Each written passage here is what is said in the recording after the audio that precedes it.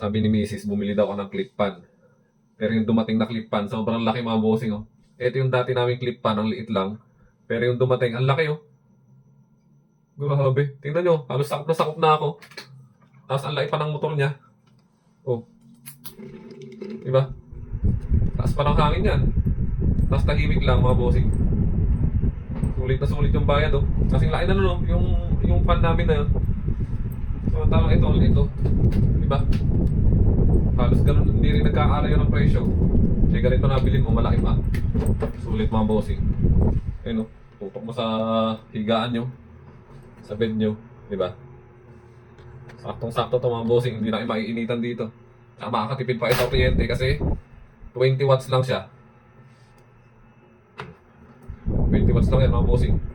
Sulit na sulit ang bayan nyo dyan. Nasama lang po yung legit link kung gusto nyo rin ng ganito kalaking clip pan. Pwede pa siyang